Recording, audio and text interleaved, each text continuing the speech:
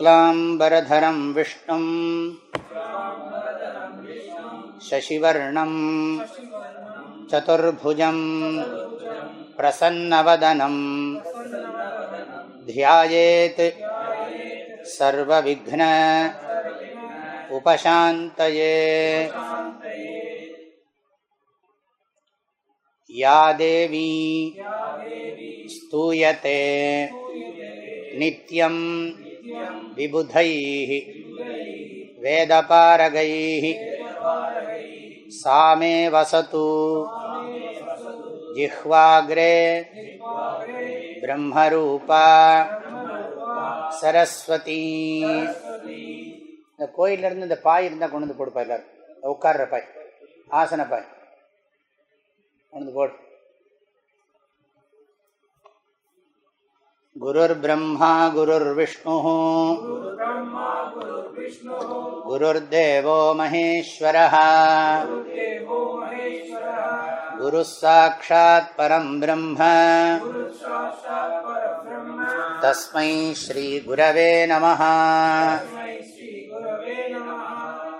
ஓம் நமः பிரணவார்த்தாய சுத்த ஞான ஏகமூர்த்தயே நிர்மலாய பிரசாந்தாய தக்ஷிணாமூர்த்தயே நமः. சதாசிவ சமாரம்பாம் சங்கராச்சார்ய மத்யமாம் அஸ்மத் ஆச்சார்ய பர்யந்தாம் வந்தே குரு பரம்பராம். ஸ்ரீதக்ஷிணாமூர்த்தி சுதேசிகேந்திரம் த்வைபாயனம் சூத்ரகிருதம் முனீந்திரம் ஸ்ரீசங்கரம் பாஷ்யகிருதம் யதீந்திரம் மத்தேசிகஞ்சாபி நமாமி வித்யை. த்வமேவ மாதா ச பிதா த்வமேவ த்வமேவ பந்துஷ்ச சகா த்வமேவ த்வமேவ வித்யா திரவிணம் த்வமேவ த்வமேவ சர்வம் மம தேவ தேவ.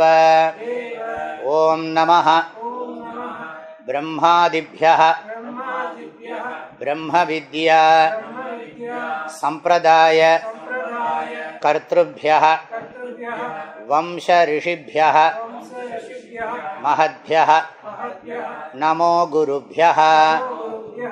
சர்வ உபப்ளவ ரஹிதः பிரஜ்ஞான கணः பிரத்யகர்த்தः பிரம்மைவ அஹமஸ்மி. ஆசனத்தை போடு, எழுந்து போடு. உங்கள் எல்லாருக்காகவும் நான் சுவாமிகிட்ட பிரார்த்தனை பண்ணுறேன். இந்த கோர்ஸ் இன்றைக்கி ஆரம்பிக்கிறது, 2 மாதம் கோர்ஸ். இது டிசம்பர் 27 முடிக்கணும் அப்படிங்கிறது நம்முடைய பிளான். நீங்கள் எல்லோரும் முழுமையாக இதில் இருந்து முழுசாக பிரயோஜனம் அடையணும்னு சொல்லி சுவாமியை நான் நல்லா பிரார்த்தனை பண்ணுறேன். இந்த கோர்ஸுக்கு முக்கியமாக இருந்து கைடு பண்ண போகிறது சுவாமி பிரக்ஞானந்த சுவாமி தான். நான் இந்த ஆசிரமத்துக்கு நான் பொறுப்பாக இருந்தாலும் கூட நான் வந்து ஒரு ஃபேக்கல்ட்டி மாதிரி தான் கிளாஸ் எடுக்க போகிறேன். இன்னொரு சுவாமிஜி இருக்கார், அவர் சாண்டிங் கிளாஸ்லாம் எடுப்பார். சுவாமிஜி என்கிட்ட யோகசாஸ்திரம் யோகசூத்திரம் எடுங்க சொன்னதுனால யோகசூத்திரம் தான் சொல்ல போகிறேன். ஆனால் அதுக்கு முன்னால் அடிப்படையாக நமக்கு சில விஷயங்கள் தெரியணும்.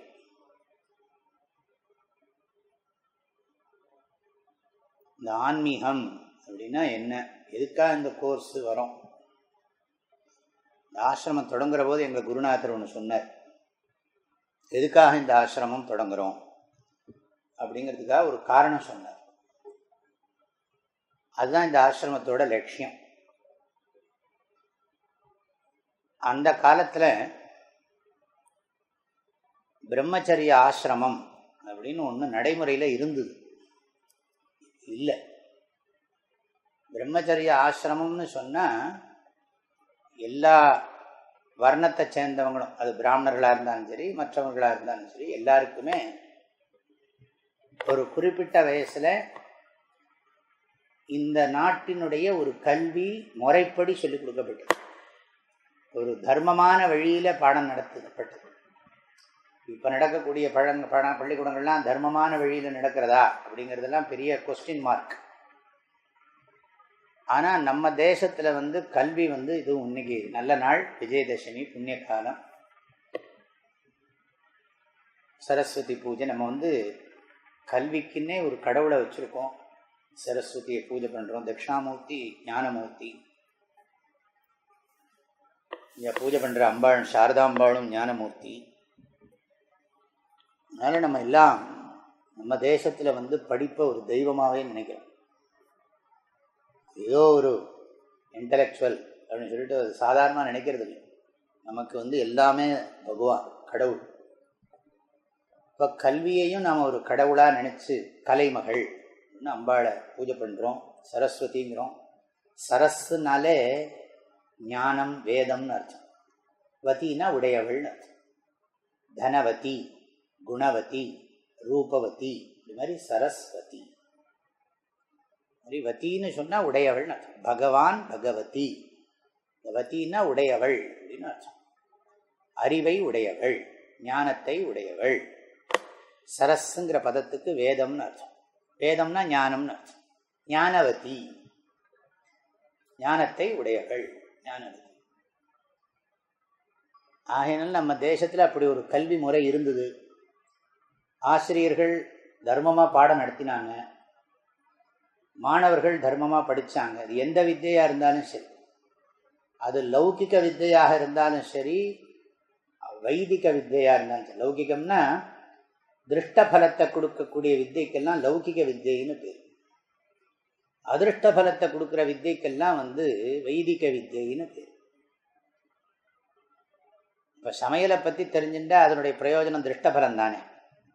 விவசாயத்தை பற்றி தெரிஞ்சுட்டா அதோட பலன், அதை பற்றின அறிவு திருஷ்ட பலன் தான். துணி தைக்கிறது எப்படின்னு தெரிஞ்சுட்டா திருஷ்ட பலன் தான். ஆனால் இந்த பூஜை பண்ணுறது, ஜபம் பண்ணுறது, ஹோமம் பண்ணுறது, இதெல்லாம் என்ன பலன் தெரியும்? பணமெல்லாம் செலவாக இருந்தால் தெரியும். என்ன பிரயோஜனம் கிடைக்கிறதுன்னு கண்ணுக்கே தெரியாது. அடுப்பில் சமைச்சா சமையலான சாதம் சாப்பிடலாங்கிறது தெரியும். இந்த சமைக்கிற ஞானம் திருஷ்ட வித்யை, திருஷ்ட பலனை கொடுக்கக்கூடிய வித்யை. அதெல்லாம் லௌகிக வித்யை. இது அதிருஷ்ட பலனை கொடுக்குற வித்யை. ஆகையினால இது வைதிக வித்யை. வேதத்தில் சொல்லியிருக்கிற வித்யெல்லாம், இந்த வித்தையெல்லாம் எதுக்கு சொல்கிறேன்? பிரம்மச்சரிய ஆசிரமம்னு ஒன்று இருந்தது.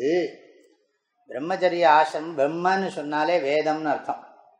சரதி சொன்னால் நடக்கிறதுன்னு அர்த்தம்.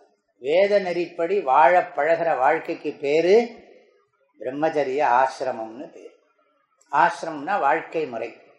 வாழ்க்கை முறைனா குழப்பம் இல்லாத வாழ்க்கை முறை. ஆசிரமம்னு சொன்னாலே களைப்பு இல்லாமல், சிரமப்படாமல், அனாயாசமாக வாழ்கிற வாழ்க்கை முறைக்கு பேர் தான் ஆசிரமம்னு பேர். ஆயாசமே இருக்காது. வாழ்க்கையே பாயசம் சாப்பிட்ற மாதிரி தான் இருக்கும். தினந்தோறும் தினமும் சந்தோஷமாக தான் இருக்கணும். இல்லைன்னா கஷ்டம். தினமும் ராத்திரி படுக்கிற போது இன்னைக்கு நல்லபடியாக போச்சு பொழுது சொல்லி சந்தோஷமாக தூங்கணும். சந்தோஷமாக தூங்கணும்னா சந்தோஷமாக தினம் காலம்பரத்துலேருந்து இருந்தால் தானே சந்தோஷமாக தூங்க முடியும். இன்னைக்கு முழுக்க காலம்பரத்துலேருந்து ராத்திரி வரைக்கும் சந்தோஷமாக இருந்தால் தானே சந்தோஷமாக தூங்க முடியும்.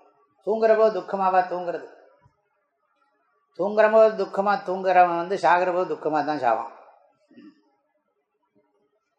ஆகையினால தூங்குற போது சந்தோஷமாக தூங்கணும். இப்போ இதெல்லாம் நம்ம தேசத்தில் நம்முடைய இதில் பிரம்மச்சரிய ஆசிரமம் அப்படின்னு ஒரு வாழ்க்கை முறை இருந்தது. அதுக்கு பேர் மாணவ பருவம்னு சொல்கிறோம். அதிலெல்லாம் எடுத்த உடனே என்ன சொல்லிக் கொடுப்பாங்க பள்ளிக்கூடத்தில்? அப்போல்லாம் அந்த காலத்தில் அன்னையும் பிதாவும் முன்னறிவு. இப்போ அதையே சொல்லிக் கொடுக்க முடியாது. ஏன்னா சிங்கிள் பேரண்ட் ப்ராப்ளம், டீச்சே பண்ண முடியாது. உடனே அவனுக்கு கில்ட் வந்துடும், அவனுக்கு ஏதாவது மனசு கஷ்டம் வந்துடும். அன்னையும் பிதாவும் முன்னறிவும்னே பாடம் நடத்த முடியாது. இப்போ எழுத்தறிவித்தவன் இறைவன் ஆகும், அதுவும் சொல்ல முடியுமா? வாத்தியார் என்னெல்லாமோ பண்ண சொல்றார். இப்போ இதெல்லாம் அடிப்படை பாடம், இதெல்லாம் நம்ம நாட்டு பாடம். இதெல்லாம் பிரம்மச்சரிய ஆசிரமம்னு ஒன்று இருந்தது. நான் இன்னைக்கு யோகசாஸ்திரம் ஆரம்பிப்பேனா சந்தேகம்தான், ஞாபகம் வச்சுக்கோங்க. ஒரு இன்ட்ரடக்ஷன், உங்களுக்கு எனக்கு ஒரு பழக்கம் வரணுமே, அதுக்காக பேசுகிறேன். இந்த ஆசிரமம் எதுக்காக இருக்குதுன்னு நமக்கு தெரியணுமோ இல்லையோ, நம்ம எங்கே இருக்கோம், இது எதுக்காக இருக்குது.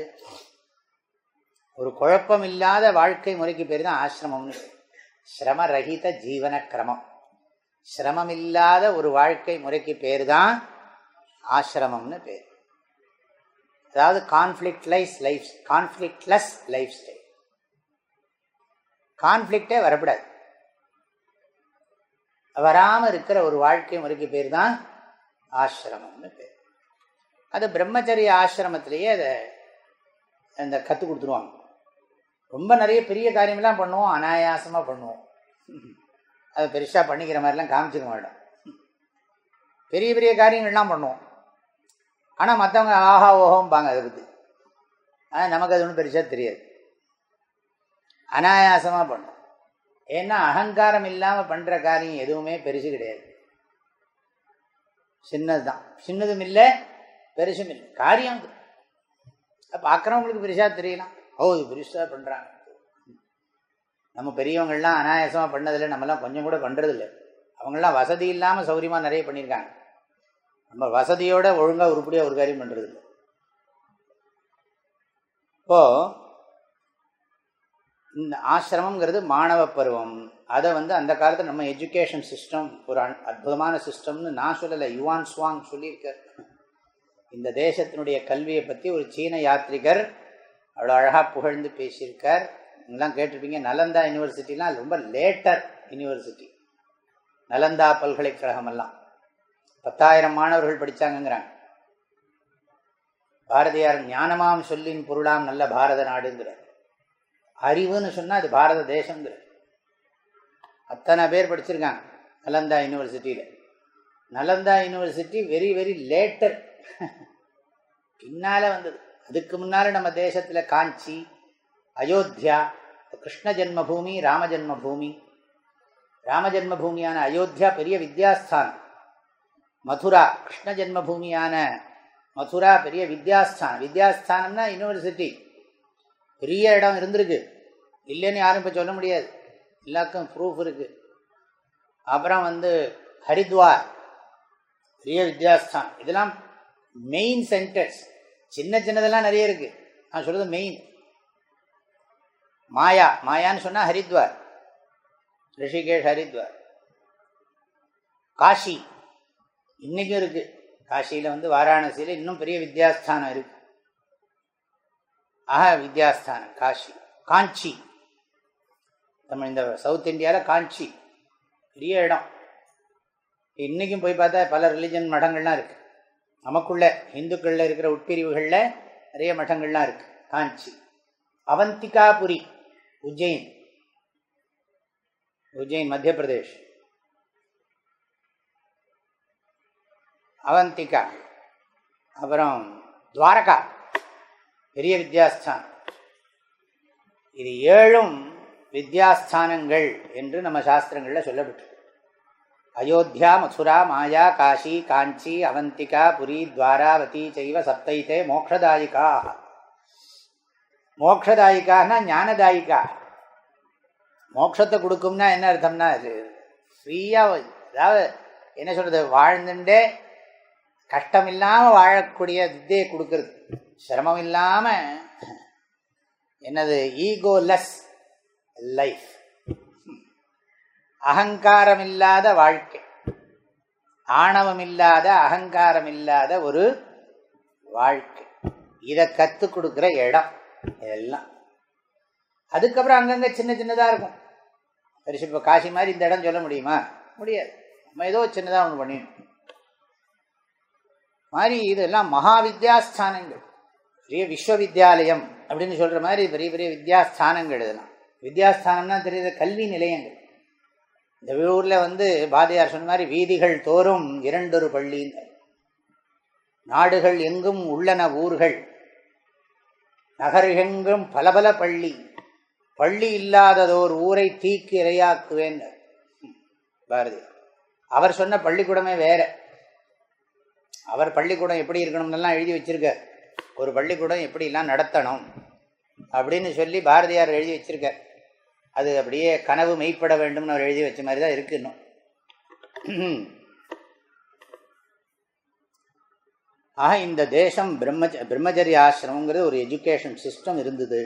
அது இப்போ இல்லை, பெரிய கேப். அதனால நிறைய பசங்களை சாஃப்ட்வேர் இன்ஜினியர்லாம் பாடுபடுறான் பாவம்.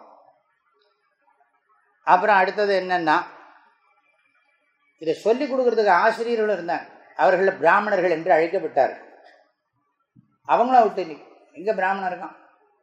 பிராமணனும் போயாச்சு. பிராமணன்னா என்ன, பேருக்கு தான் பிராமணன். ஆனால் பிராமணன்னு சொன்னால் நல்ல சாஸ்திரங்களை படித்து சாஸ்திரங்களை எடுத்து சொல்லிக் கொடுக்குற பிராமணன் எங்கே இருக்கான்? இல்லை. பிராமணனும் இறால் மீன் விற்றுன்னு உட்காந்துருக்கான். இறால் மீன் விற்கிறான், அப்புறம் தலைமுடியெல்லாம் வாங்கி விற்கிறான். என்னெல்லாம் பிராமணம் பண்ணக்கூடாதோ அத்தனை தொழிலையும் பிராமணம் பண்ணுறாங்க. ஆகையினால பிராமணனும் பிராமணனுடைய தொழிலை பண்ணுறதில்லை. பிரம்மச்சரிய ஆசிரமமும் அவுட், ரெண்டும் போச்சு. பிராமணனும் இல்லை, பிரம்மச்சரிய ஆசிரமமும் இல்லை. ஆனால் இந்த கல்வி அருமையான கல்வியா இல்லையா? இந்த சொல்லி கொடுக்குறவனும் இல்லை, படிக்கிறதுக்கான ஆட்களும் இல்லை. இல்லைன்னா என்ன, அந்த ஒரு கிரமம் இல்லை, அந்த ஒரு சிஸ்டம் டிஸ்டர்ப் ஆகிடுது. ஆனால் அந்த வித்யை உயர்ந்தது, அதில் ஒன்றும் யாருக்கும் சந்தேகம் இல்லை. அந்த வித்யானது, அந்த கல்வி முறைங்கிறது ரொம்ப உயர்ந்தது. அதெல்லாம் தர்ம அனுஷ்டானத்தோடு கூடின கல்வி, சும்மா வெறும் எஜுகேஷன் கிடையாது.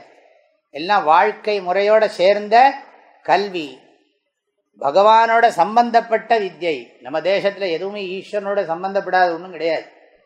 ஈஸ்வரன் தர்மத்தோட சம்பந்தப்படாத எந்த வித்யையும் எந்த வாழ்க்கையும் நமக்கு கிடையவே கிடையாது. ஆனால் அதை விட்டு, கடவுளை விட்டு தர்மத்தை விட்டு விலகினா அசாந்தி தான் கிடைக்கும். ஆக இந்த ஈஸ்வரன் தர்மத்தை சார்ந்து தான் எந்த விதமான லௌகிக வித்யா இருந்தாலும், திருஷ்டபலத்தை கொடுக்கக்கூடிய லௌகிக வித்யாக இருந்தாலும், அதிருஷ்ட பலத்தை கொடுக்கக்கூடிய வைதிக வித்யாக இருந்தாலும், எல்லா வித்யையும் ஈஸ்வரன் சம்பந்தப்பட்டது, தர்மத்தோட சம்பந்தப்பட்டது. தர்மத்தை மீறி, ஈஸ்வரனை மீறி எந்த வித்யை அனுஷ்டானம் பண்ணாலும் அந்த வித்யை யாருக்கும் சாந்தியை கொடுக்க முடியாது, முடியாது, முடியவே முடியாது.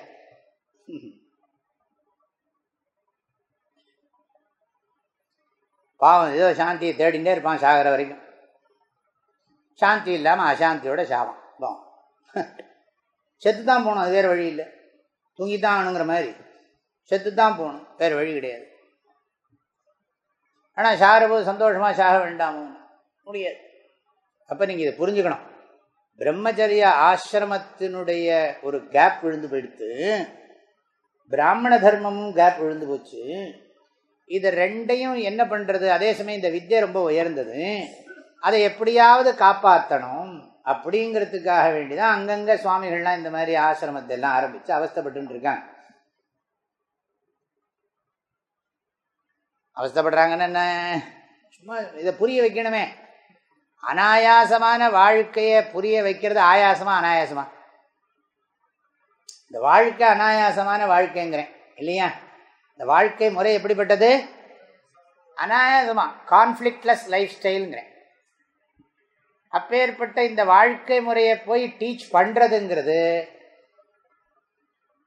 கான்ஃப்ளிக்ட் இருக்குமா இருக்காதா? பாருங்க எப்படி மாட்டிக்கிறோம் பாருங்க. அதாவது இந்த வாழ்க்கை முறையில் அனாயாசமான வாழ்க்கை முறையை போய் டீச் பண்ணணும்னு கிளம்பினா அது ஒரே ஆயாசமாக இருக்குது. இவ்வளோ பெரிய இன்ஃப்ராஸ்ட்ரக்சர், நீங்கள் 5 பேர் தான் உட்காந்துருக்கீங்க, ஏன்னா வந்தால் ரொம்ப ரூல்ஸ் அண்ட் ரெகுலேஷன்ஸ்லாம் இருக்கும். நிறைய பேர் ரூல்ஸ் அண்ட் ரெகுலேஷன்ஸே நம்ம வந்து கொஞ்சம் கொஞ்சமாக சாமியாரை மாற்றிவிடலான்னு பார்ப்பாங்க. வந்து ஸ்டூடெண்ட்ஸ் எல்லாம் டீச்சரை மாற்றுறதுக்கு வழி பார்ப்பாங்க, டீச்சர் ஸ்டூடெண்ட்டை மாற்றுறதுக்கு வழி பார்ப்பார். கடைசியில் ஏதோ ஒரு வழி ஆகும்னு வச்சுக்கோம், என்ன போகிறதோ தெரியாது. கரெக்டு தானே? உண்மை தானே? பார்ப்போம். நான் நெகட்டிவாக பேசலை, சொல்கிறோம், பாசிட்டிவாக தான் சொல்கிறேன். புரிஞ்சுக்கணும், நமக்குள்ள ஒரு அண்டர்ஸ்டாண்டிங் வேணும் இல்லையா? என்ன எதுக்காக வந்திருக்கோன்னு தெரியணுமே. நீங்கள் எதுக்காக வந்திருக்கீங்கன்னு எனக்கு புரியணும், நான் எதுக்காக உங்களுக்கு பாடம் நடத்துறேன்னு உங்களுக்கும் புரியணும். ரெண்டுமே சரியாக புரியலைன்னா பெரிய கம்யூனிகேஷன் கேப் விழுந்துடும். கடைசி வரைக்கும் ஊருக்கு போகிறதுக்கு எதுக்காக வந்தேங்கிறது மறந்து போயிடுத்து கோர்ஸுக்கு அப்படின்னு உங்களுக்கு தோணிடுத்துன்னு வச்சுக்கோங்களேன். அப்புறம் கடைசியில் என்ன ஆகும்னா பிரயோஜனம். போகிற போது சந்தோஷமாக போக வேண்டாமா கோர்ஸ் முடிஞ்சு? இல்லாட்டி போகாமல் இங்கேயே இருந்துடுறேன்னு சொல்ல வேண்டாமோ? என்ன நாங்கள் இங்கேயே இருந்துடுறோம் சுவாமிஜி, உங்களுக்கு எல்லாம் சர்வீஸ் பண்ணிவிட்டு நாங்கள் இன்னும் படிச்சுட்டு இருக்கோம். சரின்னு சொல்லுங்க, நாங்கள் இன்னும் கோர்ஸை எக்ஸ்டெண்ட் பண்ணிவிடுவோம், நாங்கள் இன்னும் 10 ஸ்டூடெண்ட்ஸை சேர்க்குறோம் சொல்லுங்க. அதுக்கு தானே வச்சுருக்கு இன்ஃப்ராஸ்ட்ரக்சர். இதெல்லாம் எதுக்கு? நான் வந்து படிக்கிற போது கஷ்டப்பட்டேன், அது மாதிரி யாரும் கஷ்டப்படக்கூடாதுங்கிறதுக்காக தான் ஆசிரமம் ஆரம்பித்தேன். என்ன அதனால் எல்லாருக்கும் ஒரு சௌகரியங்கள்லாம் பண்ணி கொடுத்து எல்லாம் பண்ணுவோம் அப்படின்னு நினச்சி தான் ஆசிரமம் ஆரம்பிச்சு. இந்த ஆசிரமத்தோட மெயின் பர்பஸ் டீச்சிங் தான். அதுக்கப்புறம் தான் மற்றதெல்லாம். எதுக்கு டெம்பிள்னா இதெல்லாம் நமக்கு பக்குவத்துக்காக. காலம்பரை இருந்தால் கோயிலுக்கு போக, சுவாமி கும்பிட, மனசுக்கு பக்குவத்தை அந்த சித்த சுத்தி எல்லாம் அடையிறதுக்காக தான் கோவில் பூஜைகள் எல்லாம் கர்மகாண்ட பாகங்கள். இங்கெல்லாம் ஞானகாண்டம். அதெல்லாம் இது வேணும். மெயினாக படிக்கிற ஸ்டூடெண்ட்ஸுக்கு தான்.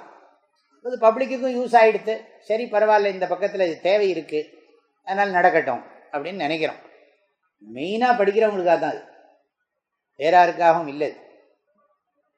இப்போ இந்த கேப்பை ஃபில்லப் பண்ணுறதுக்காகத்தான் ஆசிரமம். ஞாபகம் வச்சுக்கோ, பிரம்மச்சரிய ஆசிரமத்தை பாதுகாப்பதற்காகவும் பிராமண தர்மத்தை பாதுகாப்பதற்காகவும் இந்த ஆசிரமம் நடந்து கொண்டிருக்கிறது. இதுவே ஆசிரமத்தின் தலையாய குறிக்கோள். அந்த குறிக்கோளுக்குத்தான் மற்றதெல்லாம் வச்சிருக்கும். மற்றதெல்லாம் நடக்கக்கூடிய காரியங்கள்லாம் எல்லாம் இதுதான் மெயின். டீச்சிங் தான் மெயின், படிக்கிறது தான் மெயின். ஆனால் இது படிக்கிறது வெறும் அகாடமிக் கிடையாது. இது வந்து அகாடமிக்கு, இது வந்து ஃபிசிக்ஸ் படித்தா ஃபிசிக்ஸை ஃபாலோ பண்ணணும் அவசியம் இல்லை இல்லையா? ஃபிசிக்ஸை ஃபாலோ பண்ணணுமா? கெமிஸ்ட்ரி படித்தா கெமிஸ்ட்ரியை ஃபாலோ பண்ணணுமா? அதெல்லாம் இல்லை. மற்றதெல்லாம் நீங்கள் ஜுவாலஜி படித்தா ஜுவாலஜியை ஃபாலோ பண்ணணுமா? பாட்டனியை படித்தா பாட்டனியை ஃபாலோ பண்ணணுமா? அதெல்லாம் கிடையாது. ஆனால் இங்கே படிக்கிறதெல்லாம் ஃபாலோ பண்ணணும். இதில் வந்து சத்தியம் வதன்னா அது அகாடமிக்கா, அது வந்து வெறும் இன்ஃபர்மேஷனா, டிரான்ஸ்ஃபர்மேஷனுக்கான நாலேஜா? சத்தியம் வத, பொய் பேசாதே, உண்மை பேசு அப்படிங்கிறது எதுக்காக? என்ன மாற்றிக்கிறதுக்காக? அதை ஃபாலோ பண்ணணுமா? சும்மா தெரிஞ்சு வச்சுக்கிறதுக்காக? சத்தியம் வதங்கிறது வந்து தெரிந்து வைத்துக் கொள்வதற்காக, கடைப்பிடிப்பதற்காக அல்ல அப்படின்னு நான் சொல்ல முடியும் இல்லை. கற்பவை கற்க, கசடர கற்க, அதற்கு தக நிற்க. நின்று கொண்டே கற்கணும்னா படித்தப்புறம் நடக்கிறது இல்லை, நடந்துட்டே படிக்கணும். நடந்துட்டேன்னா நடந்துட்டு இல்லை, கடைப்பிடித்து கொண்டே கற்க வேண்டும், கற்றுக்கொண்டே கடைப்பிடிக்க வேண்டும். கடைப்பிடித்தலும் கற்றுக்கொண்டிருப்பதும் ஒன்றை ஒன்று சார்ந்து இருக்கிறது. அதனால தான் நம்ம முதல்ல குழந்தையிலேருந்து கற்றுக் கொடுக்கணும், நடக்கிறதுக்கு கற்றுக் கொடுக்கணும். அப்பா அம்மா தர்மமாக இருந்தால் தானே குழந்தைகள் தர்மமாக இருக்க முடியும். அப்பா அம்மாவுக்கே தர்மம் தெரியலைன்னா குழந்தைகள் எப்படி தர்மமாக இருக்கணும்? நிறைய பேருக்கு அப்பா அம்மா குழந்தைங்க தர்மமாக இருக்கணும்னு ஆசை இருக்குது, இவங்க தர்மமாக இருக்கணுமே. நாங்கள் தான் இப்படி ஆகிட்டோம்னா, நீங்களும் அப்படி தானே மாறினீங்க, நாங்களும் அப்படி ஆகி மாறுறோமே. உங்களுக்கு பின்னாடி தானே புத்தி வந்தது, எங்களுக்கும் அப்படியே வந்துட்டு போகிறதுட்டாங்கன்னா என்ன பண்ணுவீங்க? அப்போ ஆசிரமத்தினுடைய நோக்கத்தை நீங்கள் எல்லோரும் நன்றாக புரிந்து கொள்ள வேண்டும். சரி, இது முதல். இதான் நமக்குள்ள ஒரு தகவல் தெரிஞ்சுக்கணும், எதுக்காக ஆசிரமம் இருக்குது அப்படிங்கிற விஷயத்தை. இன்னும் மற்ற சுவாமிஜி எல்லாம் சொல்லுவாங்க, தகவல்லாம் கொடுப்பாங்க. இப்போ இதில் இப்போ நம்ம வந்து யோக சாஸ்திரம் படிக்கிறோம். அதுதான் என்னோட சப்ஜெக்ட், நான் பேச வேண்டிய சப்ஜெக்ட். பொதுவாக நமக்கு வந்து வாழ்க்கையில் முக்கியமாக வகுப்பில் சொல்கிற விஷயம் என்னென்னு கேட்டால், நமக்கு முதல் அம்சம் புரிஞ்சுக்க வேண்டியது 2 விஷயம் புரிஞ்சுக்கணும். இந்த மனித உடம்பினுடைய சிறப்பு ஒன்று, 2வது சிறப்பு வாழ்க்கையின் குறிக்கோள். இது 2லையும் நமக்கு கிளாரிட்டி வேணும், தெளிவு வேணும். நம்ம ஏன் பிறந்திருக்கோங்கிறதுல சந்தேகம் இல்லையே, யாருக்கும் பிறந்திருக்கோங்கிறதுல சந்தேகம் இல்லை. கொஞ்ச நாளைக்கு முன்னால் நமக்கு கிடையாது, எத்தனையோ நமக்கு முன்னாடி எத்தனையோ பேர் வந்துட்டு போயிட்டாங்க, இன்னும் எத்தனையோ பேர் வந்துட்டு போக போகிறாங்க உலகத்தில். நம்ம இடையில வந்திருக்கோம். நம்ம ஒன்றும் பர்மனெண்ட்டு கிடையாது இந்த உடம்பு உலகத்தில். நம்ம ஆசைப்பட்டாலும் பர்மனெண்ட்டாக இருக்க முடியாது. நம்ம ஆசைப்பட்டு இந்த உலகத்தில் பிறக்கலை, ஆசைப்படாட்டாலும் போய்த்தான் ஆகணும். நாம் விரும்பி இந்த உலகத்துக்கு வந்தோமா தெரியாது. நாம் இந்த உலகத்திலே இருக்க வேண்டும் என்று விரும்பினாலும் இருக்க முடியுமா? முடியாது. அப்போ இது ஹெல்ப்லெஸ்ஸா சாய்ஸ்லெஸ்ஸா? நம்ம பிறந்தது சாய்ஸ்லெஸ், நம்ம போகிறதும் சாய்ஸ்லெஸ். நம்ம வந்ததும் நமக்கு சாய்ஸ் இல்லை, போகிறதுக்கும் நமக்கு இருக்கணும்னாலும் சாய்ஸ் கிடையாது, போகிறதுக்கும் நமக்கு சாய்ஸ் கிடையாது. போகணுன்னா இதாக பண்ணலாம், அது வேற விஷயம். ஆனால் உண்மையிலேயே இதை நல்லா புரிஞ்சுக்கணும். முதல்ல நீங்கள் ஒன்று ஞாபகம், நீங்கள் எதெல்லாம் கண்ட புஸ்தகம்லாம் படித்து வச்சுருப்பீங்க முன்னாடியே, அதெல்லாம் தூக்கி ஒரு ஓரமாக வச்சுடணும். என்ன, நீங்கள் படித்த புஸ்தகம் கரெக்டாக சம்பிரதாயமாக படிச்சிருக்கீங்களா இல்லையான்னு எனக்கு தெரியாது. ஆனால் அந்த ட்ரெடிஷ்னல் டீச்சிங் வர்ற போது நீங்கள் ஏற்கனவே படித்து வச்சதெல்லாம் நாங்கள் கொஞ்சம் நெகேட் பண்ணுவோம். அதுக்கெல்லாம் ப்ரிப்பேர்டாக இருக்கணும். சில கரெக்டாக இருந்தால் கரெக்டாக எடுத்துக்க போகிறோம், சரியா இல்லைன்னா சரியா இல்லைன்னு ரிமூவ் பண்ணிடணும். ஓப்பன் மைண்டடாக இருக்கணும். வெறும் காலி பாத்திரம் டம்ளர் இருக்கே, அதில் தான் ஜலம் விட முடியும். ஏற்கனவே உள்ளுக்குள்ளே இருந்துன்னு வச்சுக்கோங்க, நான் விட்டால் வழிஞ்சுன்னு தான் இருக்கும். நீங்கள் படித்ததை கோணத்திலேயே சிந்திச்சுருப்பேன். முறையாக ஆசிரியர்கிட்ட படிக்கிறதுங்கிறது வேறு, நாமளாக ஒரு தேடலில் படிக்கிறது வேறு. சும்மா அந்த புஸ்தகம் இந்த மேகசினை படித்து வச்சுருக்கோம், அங்கே ஒரு புஸ்தகம் படிச்சிருக்கோம், அந்த மகான் சொன்னார் இந்த மகான் சொன்னார் அப்படின்னு அரைவரையாக அங்கங்கே படித்து வச்சுருக்கோம். அதெல்லாம் அந்த பக்கம் தூக்கி ஒதுக்கி வச்சிடணும். பரமபூஜ்ய தயானந்த சுவாமி சொல்லுவார், லைப்ரரியில் போய் புஸ்தத்தையே படிக்காதேன்னு சொல்லுவார். எந்த புஸ்தத்தையும் படிக்காத, கிளாஸை மாத்திரம் கேளு, நோட்ஸை மாத்திரம் எழுது, கொஞ்ச நாளைக்கு இதை மாத்திரம் பண்ணு, அப்புறம் வேறு எதாவது பண்ணு. இல்லாட்டி தேவையில்லாதெல்லாம் உள்ளுக்குள்ளே போய் கன்ஃபியூஷன் ஜாஸ்தியாக. எங்கள் குருநாதர் ஒன்று சொல்லுவார், அதாவது ஒருத்தன் ரூம் கதவு சாவியை தொலைச்சுட்டான். தொலைச்சதுக்கு பிறகு என்ன பண்ணான்னா, சாவி தொலைஞ்சு போச்சுன்னா எப்படியா திறக்கணுமே, உள்ளுக்குள்ளே தான் எல்லா சாமானும் இருக்குது, சாப்பாடே உள்ளதாக இருக்குது வச்சுக்கோங்களேன். அப்புறம் இருக்கிற கண்ட சாமான்லாம் போட்டு திறந்து பார்த்தான், திறக்க முடியல.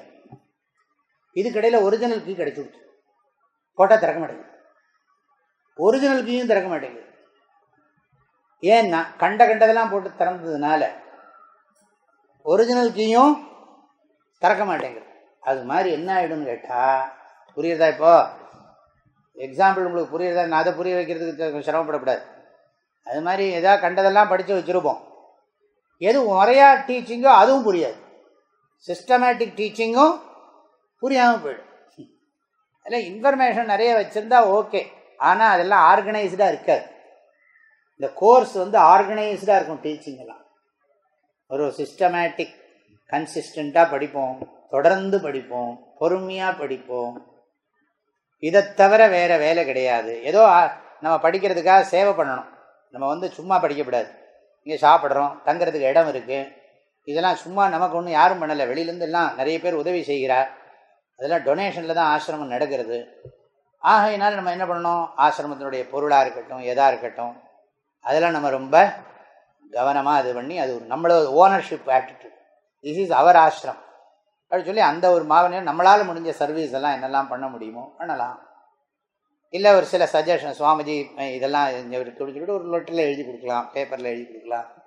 ஆனால் அதே வேலையாக இருக்கக்கூடாது, அதெல்லாம் கவனிக்க, அதெல்லாம் பார்க்குறதுக்கு ஆள் இருக்குது. என்ன ஏதோ ஒன்று ரெண்டு இருந்தால் இப்போ நாங்கள் யூஸ் பண்ணிப்போம், அது வேறு விஷயம். அதுவே நம்ம வேலை கிடையாது. படிக்கிறத தவிர ஃபோக்கஸ்டாக இருக்கணும்.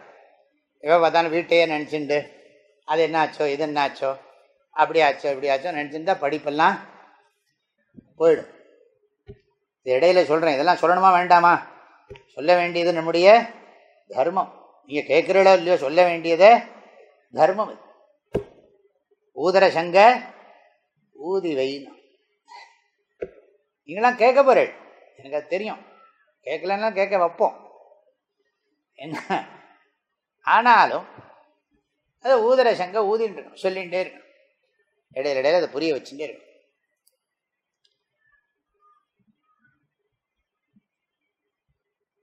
இப்போ இது பாடம் நடத்துகிற 2 விஷயம் சொன்னேன். ஒன்று மனுஷ ஜென்ம மகிமா. மனுஷ ஜென்ம ரொம்ப ஃபேமஸ் பாட்டு, நீங்கள் கேட்டிருக்கலாம். அதாவது அரிது அரிது மானிடராய் பிறத்தல் அரிது, மானிடராய் பிறந்தாலும் கூன் குருடு செவிடு பேடு நீங்கி பிறத்தல் அரிது. கூன் குருடு செவிடு பேடு நீங்கி பிறத்தாலும் ஞானமும் கல்வியும் நயத்தல் அரிது. ஞானமும் கல்வியும் நயந்த காலையும் தானமும் தருமமும் தான் செய்தல் அரிது. தானமும் தருமமும் தான் செய்தால் வானவர் நாடு வழி திறந்திடுமே. ரொம்ப ஃபேமஸ் இது. கந்தன் கருணைங்கிற சினிமாவில் கேபி சுந்தராம்பா பாடின பாட்டு. அதுக்கு முன்னாடி ஔவையார் பாடி வச்சிருக்காரு, அதை பாடி வச்சிருக்காங்க. ஔவையே அரிது என்ன? அரிது அரிது மானிடராய் பிறத்தல் அரிது. மானிடராய் பிறந்தாலும் கூன் குருடு செவிடு பேடு நீங்கி பிறத்தல் அரிது. கூன் குருடு செவிடு பேடு நீங்கி பிறந்தாலும் ஞானமும் கல்வியும் நயத்தல் அரிது. ஞானமும் கல்வியும் நயந்த காலையும் தானமும் தருமம் தான் செய்தல் அரிது. தானமும் தவமும் தான் செய்தறிந்தாலும், தானமும் தவமும் தான் செய்தார் வானவர் நாடு வழி திறந்திடுமே. எத்தனை விஷயம் இருக்கு பாருங்க. மனிதனா பிறக்கிறது ரொம்ப கஷ்டம். பிறந்தாலும் கூன் குருடு செவிடு பேடு நீங்கி பிறத்தல் அறிவு, அது ரொம்ப கஷ்டம். இதுவும் ரொம்ப நாள் இருந்த திடீர்னு 50 வயசானா கண்ணு தகராறு பண்ணுறது என்ன, தானே எல்லாம் நடையும் தளர் பல்லெல்லாம் ஒரு மாதிரி ஆகிடுறது, தலைமுடி நரைக்க ஆரம்பிச்சிடுறது. இத்தனை நோட்டீஸ் விடுறாரு கடவுள், ஒன்று ஒன்றா விடுறார் அவர். தலைமுடி நரைச்சி போகிறது, நம்ம டை அடித்து பார்க்குறோம். என்ன கண்ணு மங்கிறது, நாம் கோல்டு ஃப்ரேம் கண்ணாடி மாட்டி பார்க்குறோம். பல்லு போகிறது, தங்கப்பல்லு மாட்டி பார்க்குறான். காலெல்லாம் போனால் உள்ள பிளேட்டை வச்சு பார்க்குறோம். எப்படியோ வண்டி ஓட்டுறோம். இத்தனைக்கு இடையில வாழணும், இன்னும் அப்படி பர்மனெண்ட் கிடையாது. ஆக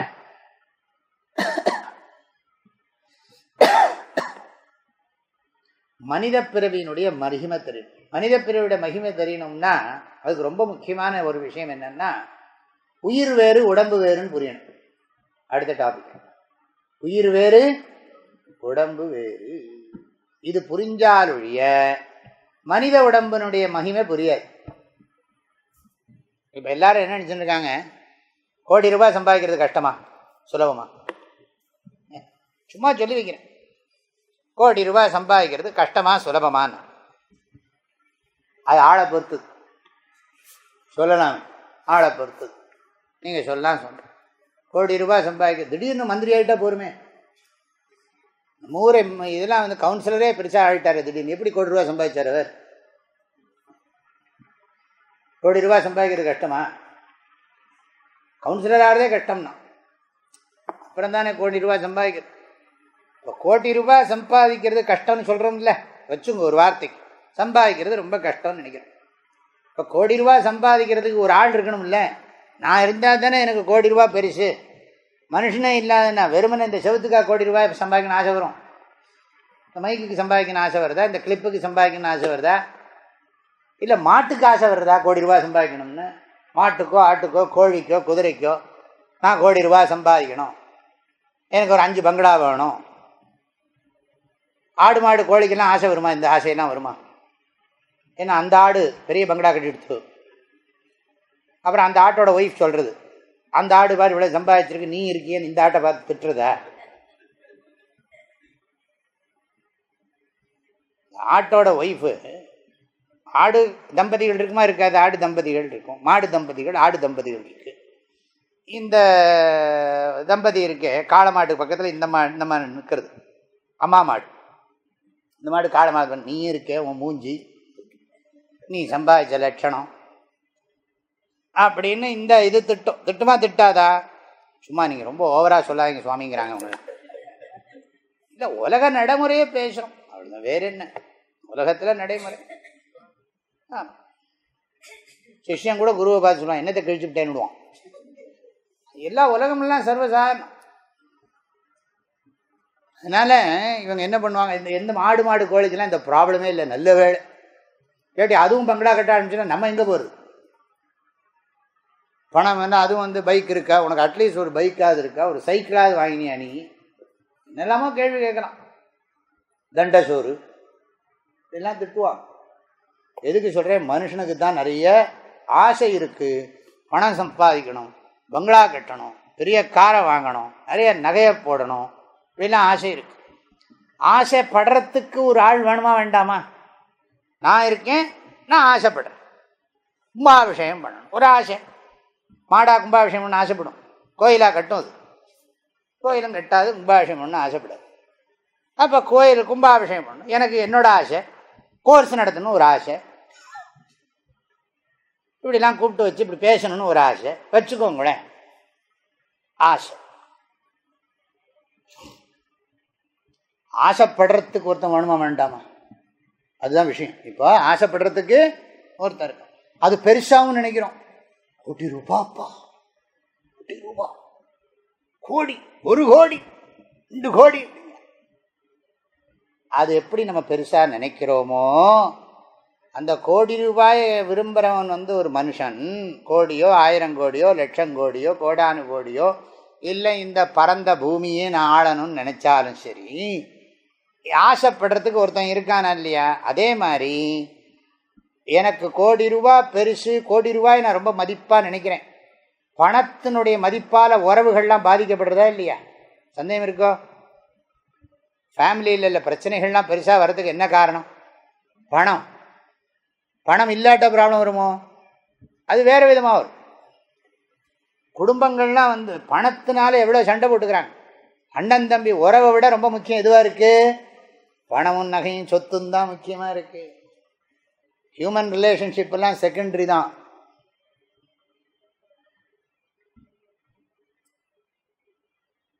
இப்போ எதுக்கு சொல்கிறேன்? இதுக்கு அவ்வளோ வேல்யூ கொடுக்குறோம் இல்லையா? பணத்துக்கு அவ்வளோ வேல்யூ கொடுக்குறோம் இல்லையா?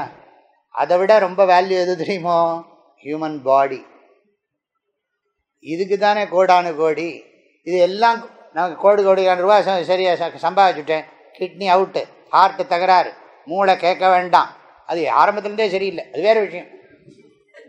என்ன எல்லாமே போயிடுது, என்ன அது வேற என்னமோ வந்திருக்குங்கிறான். இத்தனையும் வந்துருத்துன்னு சொன்னால் எத்தனை கோடி ரூபாய் வச்சுன்னு என்ன பண்ணுறது? நான் நகரக்கூட முடியலையே.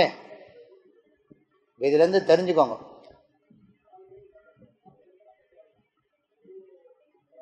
அதுக்கு வேல்யூ கொடுக்குறோம். அது உள்ளுக்குள்ளே வைக்க சொல்லுங்க கோவிந்தராஜன். உள்ளுக்குள்ளேயே ஸ்பீக்கரை போட சொல்லு, வெளியில் வேண்டாம்.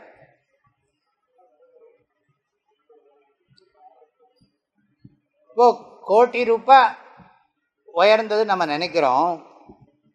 அதுக்கு ஒரு ஹியூமன் இருக்கா? ஹியூமனுக்கு தான் கோடி ரூபாயில் ஆசை வரும். ஆனால் ஞாபகம் வச்சுக்கணும், ஒரு ஜீவனுக்கு, ஒரு மனிதனுக்கு கோடி ரூபாய் கிடைக்கிறது எவ்வளோ பெருசுன்னு நினைக்கிறானோ. ஒரு வார்த்தைக்காக சொன்னேன், நீங்கள் எதை வேணாலும் போட்டுக்கோங்க. இப்போ அதை கோடி ரூபா வந்தால் அதுக்கு மேலே ஆசை வரும். 1 கோடி வந்தால் 10 கோடிக்கு ஆசை வரும். 10 கோடி வந்தால் 100 கோடிக்கு ஆசை வரும். 100 கோடி வந்தால் அது எங்கே முடியும்னே தெரியாது. என்ன, அது எண்டே கிடையாது. திருஷ்ணாவதிம் கோகதான்னு சாஸ்திரம் சொல்கிறது. ஆசைக்கு முடிவு எங்கே இருக்கிறதுன்னா, அதனால் ஆசைக்கு ஒரு நாள் முடிவு கிடையாது. அதனால் என்ன சொல்கிறோம், அது எப்படி கஷ்டம்னு நினைக்கிறோமோ அதை விட பல மடங்கு கஷ்டம் இந்த உயிருக்கு, உடம்பில் இருக்கிற உயிருக்கு. மனித உடம்பு அவ்வளவு சுலபமாக கிடைக்காது. மனித உடம்பு அவ்வளவு சுலபமாக கிடைக்கவே கிடைக்காது. பெறுதற்கரிய பிறவிங்கிறாங்க. ஏன்னா நமக்கு தெரியறதில்லை. நம்ம இந்த உடம்பே நான் நினச்சின்னு இருக்கோம். உடம்பு நான் இல்லை, உடம்பு. இப்போ இந்த ஒரு சொல்கிறேனே, யாரோ ஒருத்தர் தங்கத்தில் சட்டை போட்டுருக்கான், ஒருத்தன் பார்த்தீங்களோ? ஒருத்தர் கோல்டுலேயே ஒரு 5 கிலோ தங்கத்தை வாங்கி அதில் நூல் போட்டு சட்டையை போட்டு அப்புறம் வெளியில் தெரிகிறான். இப்போ ஒருத்தர் இருக்கான், அவனை பற்றி பேப்பரில் போடுறான், அவனை தான் நியூஸ் பேப்பரில் போடுவான். அதனால் அவன் என்ன பண்ணுறான்னா, அது ஒரு பெருமையாக நினைக்கிறான்.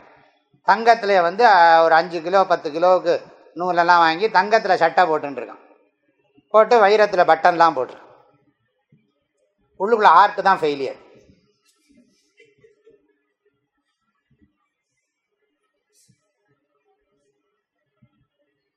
புரியறதில்ல?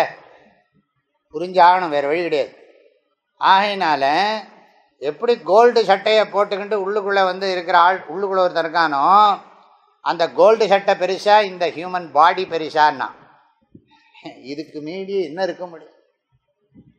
ஆகையினால முதல்ல நாம் மதிக்க வேண்டியது நம்முடைய உடம்பை. அதனால மகான்கள் பாடியிருக்காங்க, வாய்த்ததோர் நுந்தமக்கு இப்பிறவி இதனை மதித்திடுமின். வாய்த்ததோர் நுந்தமக்கு இப்பிறவி இதனை மதித்திடுமின். இந்த ஹியூமன் பர்த்துக்கு ரொம்ப வேல்யூ கொடுக்கணும். மனித உடல் அவ்வளவு சுலபமாக கிடைக்கவே கிடைக்காது. இதுக்கு நிறைய ஸ்லோகங்கள் இருக்குது. சம்ஸ்கிருதத்தில் நிறைய ஸ்லோகங்கள் இருக்குது, தமிழில் ஏகப்பட்ட பாடல்கள் இருக்குது. இந்த உயிர் பிறக்காது, ஞாபகம். உயிர் பிறக்காது, உயிர் சாகாது. தூங்குற போதும் உயிர் இருக்கும், மனசு இருக்காது, உடம்பு அனுபவம் இருக்காது. நீங்கள் தினம் தூக்கத்தை கொஞ்ச நேரம் முழித்து விசாரம் பண்ணேன்னா போகிறோம். ஆக உயிர் வேறு, உடம்பு வேறு. இது அடிப்படை பாடம், ஆன்மீக கல்வியின் அடிப்படை பாடம் இது. இந்த பாடம் சரியாக புரியவில்லை என்றால் முதல் கோணல் முற்றிலும் கோணல். உயிர் வேறு, உடல் வேறு.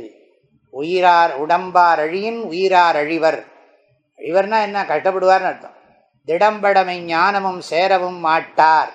உடம்பை வளர்க்கும் உபாயம் அறிந்தேன், உடம்பை வளர்த்தேன், உயிர் வளர்த்தேனே. இதுக்கு சம்ஸ்கிருதத்தில் பேர் ஜீவன்னு பேர், இங்கிலீஷில் இதுக்கு பேர் சோல்னு பேர். சோல், ஜீவன், உயிர். இந்த உயிருக்கு உடல் கிடைப்பது மிகவும் கடினம். இந்த உயிரோட இன்னொன்று இருக்கு, அதுக்கு பேர் மனஸ், உள்ளம். அதை தான் நம்ம படிக்க போகிறோம் யோகசாஸ்திரத்தில். அதை பற்றி தான் நிறைய படிக்க போகிறோம், மனசை பற்றி தான் நிறைய படிக்க போகிறோம். ஆகையினால இந்த உயிர் எப்பவும் இணை பிரியாமல் இருப்பது மனம். மனதுக்கும் பிறப்பு இல்லை, இறப்பு இல்லை.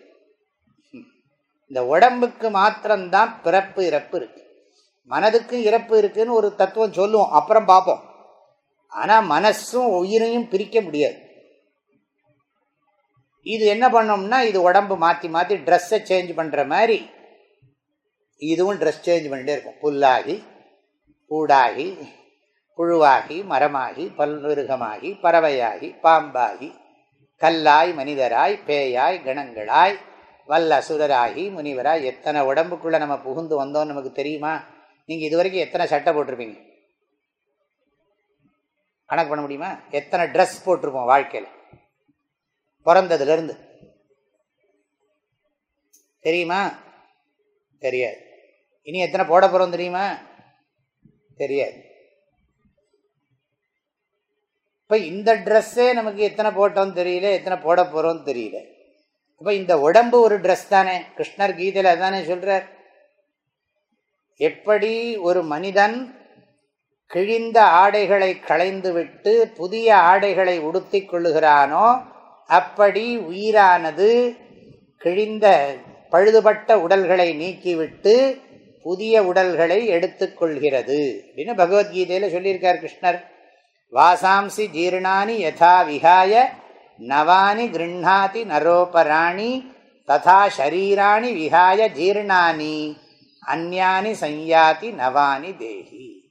Soul is different from body. அது ரொம்ப முக்கியம். Who am I? I have body. I am not body.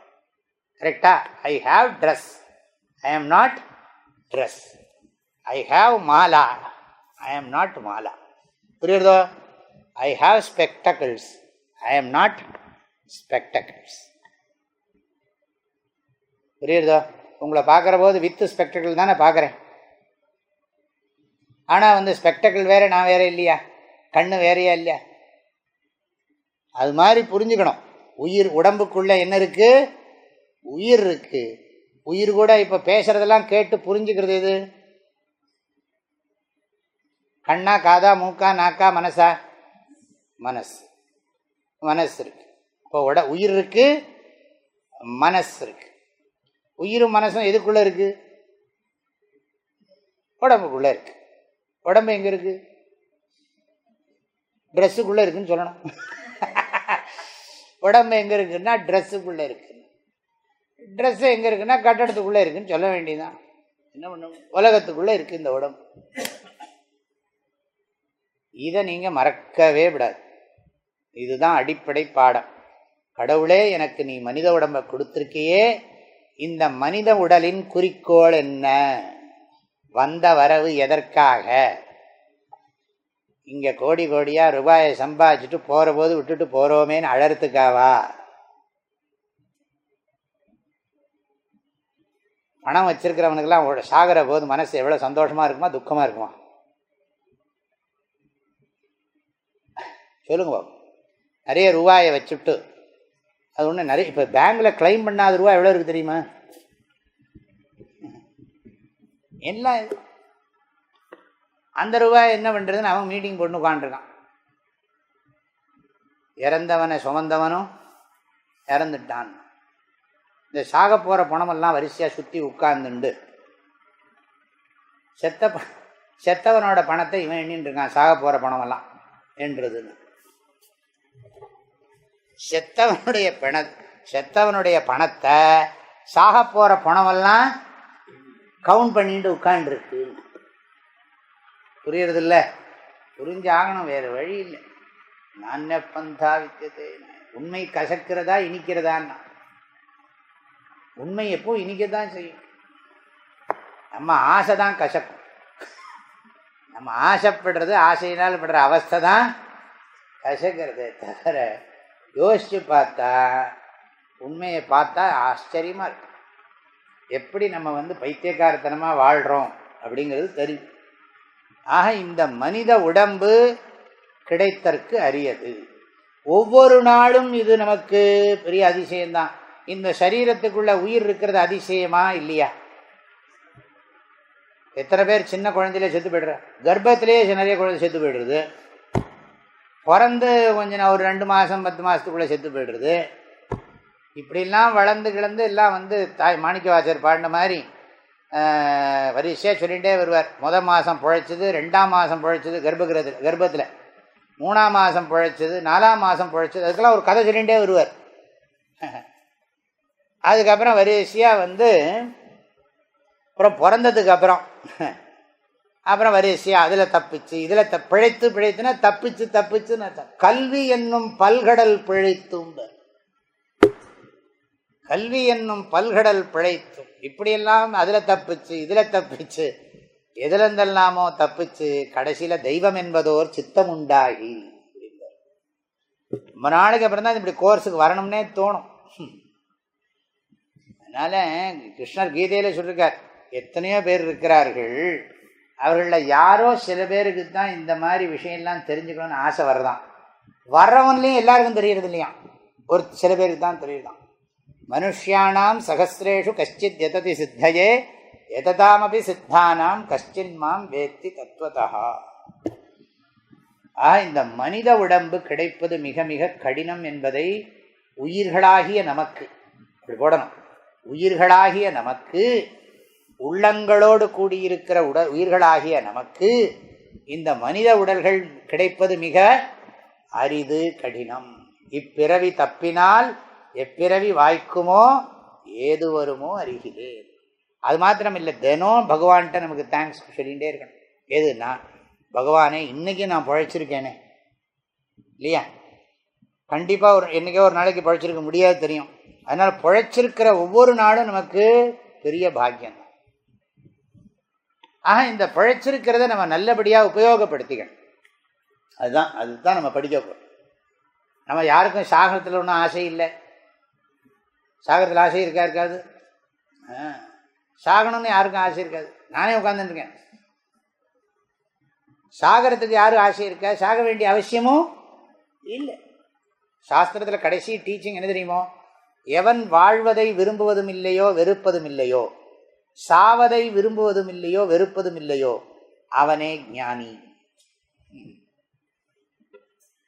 அதனால வாழ்வதை விரும்புவதும் இல்லை வெறுப்பதும் இல்லை, சாவை விரும்புவதும் இல்லை வெறுப்பதும் இல்லை. வாழதும் விரும்பக்கூடாது வெறுக்கக்கூடாது. ஐயோ நான் வாழ்ந்து தொலைக்க வேண்டியிருக்கேன்னு சொல்லக்கூடாது. இன்னும் எனக்கு ரொம்ப நாள் வாழணும் ஆசையாக இருக்குது, அதுவும் இல்லை. வாழணும்னு எனக்கு விருப்பம் இல்லை, சாகணும்னு எனக்கு விருப்பம் இல்லை. வாழ்வதில் விருப்பமோ சாவதில் விருப்பமோ இல்லை. அப்புறம் அதே மாதிரி என்னதுன்னா, சாவதில் விருப்பமோ சாவதில் வெறுப்போ அதுவும் இல்லை. அதுதான் நமது வாழ்க்கையின் குறிக்கோள். இந்த மனித உடலை நாம் நன்றாக பயன்படுத்த வேண்டும். நந்தவனத்தில் ஒரு ஆண்டி 4 மாதமாய் குயவனை வேண்டி கொண்டு வந்தான் ஒரு தோண்டி, அதை கூத்தாடி கூத்தாடி போட்டுடை தாண்டினா என்னன்னா, நந்தவனம்னா உலகம், ஆண்டினா உயிர், ஜீவாத்மா. 4 மாதம்னா அம்மா வயசில் 10 மாதம். கொண்டு வந்தான் ஒரு தோண்டினா உடம்பு. அதை கூத்தாடி கூத்தாடின்னா என்ன அர்த்தம்னா, படிக்க வேண்டியதை படிக்காமல் கண்டதெல்லாம் படித்து கிளப்புக்கு போய் கண்டதெல்லாம் சாப்பிட்டு என்ன கல்யாணத்தையும் பண்ணி மனைவியும் நான் கஷ்டப்படுத்தி நான் ஃபேமிலியவே இதெல்லாம் பண்ணி என்னாச்சுன்னா கடைசியில் என்னாச்சுன்னா செத்தான்னா. நந்தவனத்தில் ஒரு ஆண்டி, நந்தவனம்ட்டாங்க. இந்த உலகம் ஒரு ஆனந்தமான இடம். ஆண்டின்னா ஜீவாத்மா, 4 குயவன்னா பிரம்மதேவன். வேண்டி கொண்டு வந்தான் ஒரு தோண்டினா இந்த உடம்பு, அதை கூத்தாடி கூத்தாடி போட்டு உடைத்தாண்டி. பார்த்தா அது சாதாரண பாட்டு மாதிரி இருக்கும். யாரோ ஒரு சாமியார், நந்தவனத்தில் இருக்கிறவன் ஒரு ஆண்டி, அவன் வந்து கோஷவங்கிட்ட போனான். அவன்கிட்ட போய் எப்படா குடம் பண்ணி தரேன், எப்படா குடம் பண்ணி தரேன்னா, அவன் தான் தரேன், இப்போ தரேன்னு சொல்லி இந்த நாளை கடத்தி கடைசியில் ஒரு 10 மாதம் கழித்து தான் கொடுத்தான். அதுக்கப்புறம் அந்த குடம் கிடைச்ச சந்தோஷத்தில் இவன் கடையில் வச்சுன்னு ஆடினா உடைச்சிட்டான். அப்படி தான் நமக்கு தெரியும். இதுக்கு பேர் சொற்பொருள், வாட்சியார்த்தம். ஆனால் அதனுடைய லட்சியார்த்தம் இது. ஒரு சித்தர் பாட்டு, அது பாடுற மாதிரி பாடினா தான் பிடிக்கும். நந்தவனத்தில் ஒரு ஆண்டி, அது ஒரு மெட்டாவே வச்சுட்டாங்க. ஆதி அநாதியும் ஆகி ஒரு மெட்டு, நந்தவனத்தில் ஒரு ஆண்டி மெட்டுன்னே அதுக்கு பேர் இந்த பாட்டு. அவன் 4 மாதமாய் குயவனை வேண்டி வேண்டி வேண்டி அப்படின்னு ஒருத்தன் சொல்லிகிட்டே இருப்பான்.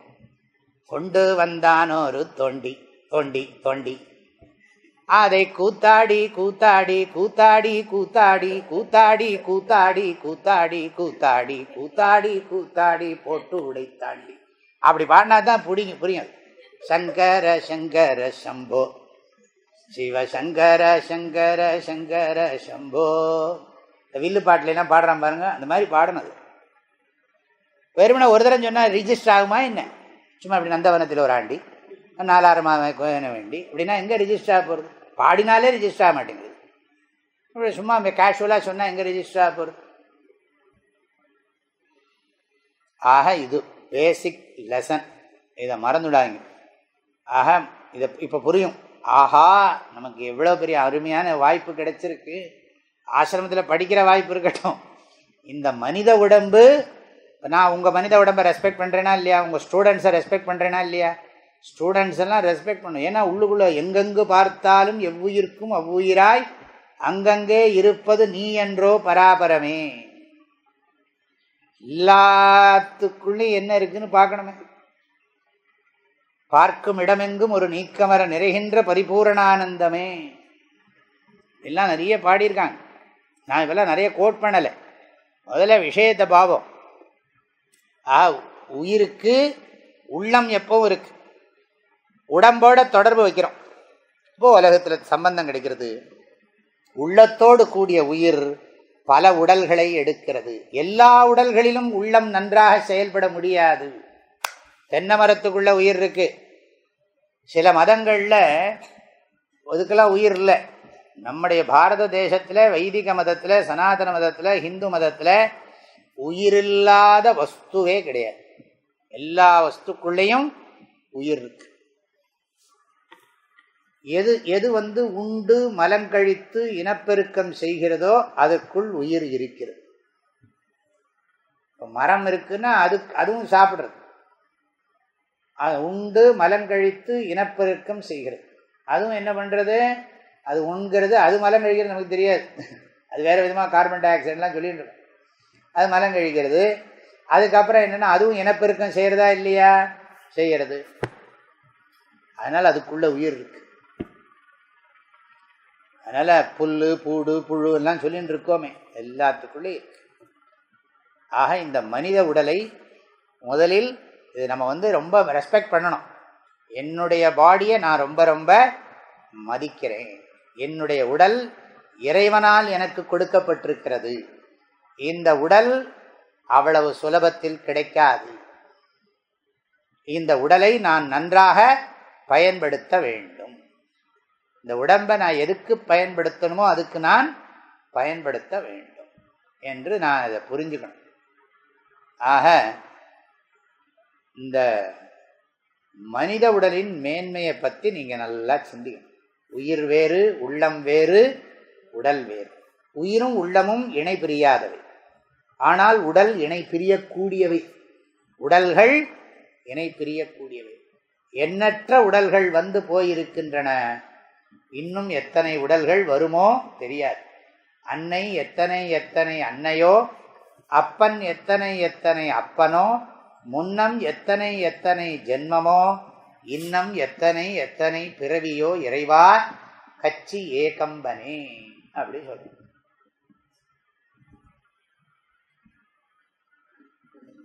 ஆகையினால இந்த அளவில் நான் வகுப்பை பூர்த்தி பண்ணுறேன். நாளைக்கு நான் தொடர்ந்து சொல்கிறேன். அறிவோம். கொஞ்சம் நான் ஸ்லோகம் சொல்கிறேன், அதுக்கப்புறம் கழியலாம். ஈஸ்வரோ குருராத்மேதி மூர்த்தி பேத விபாகினே வ்யோமவத் வியாப்த தேஹாய தட்சிணாமூர்த்தயே நமஹ. ஐயனே எனதுள்ளே நின்று அனந்த ஜென்மங்களாண்ட மெய்யனே உபதேசிக்க வெளிவந்த குருவே போற்றி. உய்யவே முக்தி நல்கும் உதவிக்கோர் உதவினாயேன். செய்யுமாறொன்றும் காணேன் திருவடி போற்றி போற்றி. மூர்த்தியெல்லாம் வாழி எங்கள் மோன குருவாழி. அருள் வார்த்தை என்றும் வாழி அன்பர் வாழி பராபரமே. ஓம் சாந்தி ஷாந்தி ஷாந்தி. ஹரி ஓம். ஆதிகுருநாத ஸ்வாமிக்கு